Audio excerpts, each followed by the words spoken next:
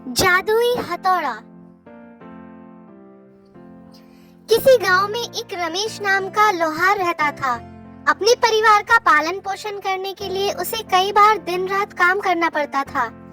रोज की तरह काम पर जाने से पहले रमेश ने अपनी पत्नी से अपना खाने का डिब्बा बांधने के लिए कहा। पत्नी जब डिब्बा लेकर आई तो रमेश ने कहा, मुझे आज आने में रात हो जाएगी।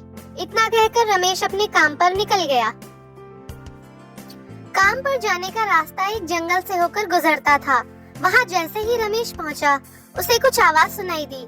जैसे ही रमेश कुछ पास गया तो उसने देखा कि एक साधु भगवान का मंत्र जपने के साथ ही हंस रहा है।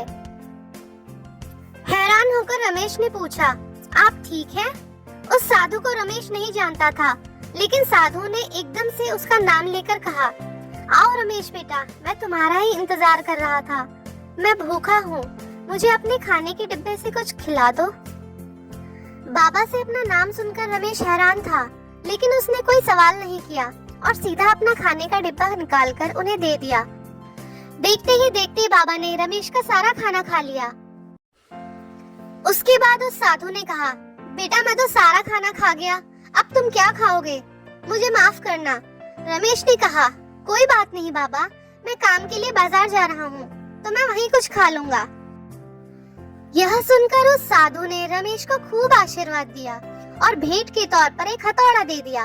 रमेश ने कहा, आपका आशीर्वाद काफी है, मैं इस हथौड़े का क्या करूँगा, इसे आप ही रखिए। साधु ने कहा, बेटा यह मामूली हथौड़ा नहीं है, यह जादुई हथौड़ा है जो मेरे गुरु ने मुझे दिया था और अब मैं तुम्हें दे रहा हूँ क्योंकि तुम्हारा दिल साफ है। इसका इस्तेमाल अच्छे कामों के लिए ही करना और किसी दूसरे के हाथ में इसे कभी मत देना।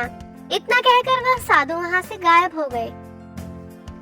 रमेश अपने हाथों में हथौड़ा लेकर बाजार काम करने के लिए चला गया। औजार बनाने से पहले उसके दिमाग में आया कि आज इसी हथौड़े से लोहा पीटता हूँ। जैसे ही उसने लोहे पर हथौड़े से चोट मारी, वो सीधा औजार बन गया। दूसरी चोट में लोहे के बर्तन बन गए। रमेश समझ गया कि यह सही में जादुई हथौड़ा है। वो जो बनाने की सोच के साथ लोहे पर चोट मारता, लोहा सीधा वही बन जाता।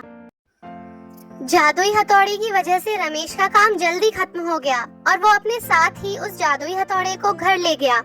वह इसी तरह रोज उस हथौड़े से जल्दी काम खत्म कर लेता और कई बार ज्यादा बर्तन बनाकर उन्हें गांव के लोगों को भी बेच देता था।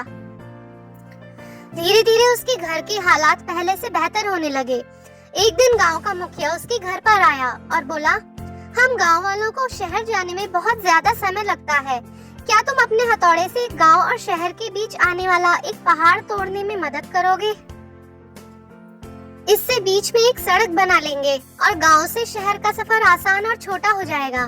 मुखिया की बात सुनकर रमेश ने उस जादुई हथौड़े से उस पहाड़ को तोड़ दिया। मुखिया और गांव के लोग बहुत खुश हुए और उसे खूब शाबाशी दी। पहाड़ तोड़ने के बाद घर लौटते समय लोहार ने सोचा कि इस जादुई हथौड़े से मेरा काम जल्दी हो जाता है, लेकिन कुछ ज्यादा फायदा तो हो नहीं रहा है। इसी सोच में डूबे हुए लोहार घर जाने की जगह दुखी होकर जंगल की तरफ चला गया। उस जंगल में लोहार को वही साधु बाबा दोबारा दिखाई दिए। लोहार ने उन्हें अपने मन की सारी बातें बता दी। साधु ने कहा, इसका उपयोग सिर्फ औजार और बर्तन बनाने व पहाड़ तोड़ने तक सीमित नहीं है। इससे तुम अपने मन का कुछ भी बना सकते हो और किसी भी कठिन चीज को आसानी से तोड़ सकते हो। रमेश ने अच्छे से साधु बाबा से उस जादुई हथौड़े को इस्तेमाल करने का तरीका सीखा। उसके बाद रमेश ने बहुत धन कमाया। आज रमेश एक अमीर आदमी बन गया है। अभी भी वो जब भी जरूरत महसूस होती है, उस जादुई हथौड़े का इस्तेमाल कर लेता है। सीख, चाहे कोई वस्तु हो या दिमाग, इनका इस्तेमाल पूरी तरह से करना चाहिए। साथ ही अपने पास मौजूद सामान का मोल समझना जरूरी है। व्यर्थ हताश होने से काम नहीं बनता।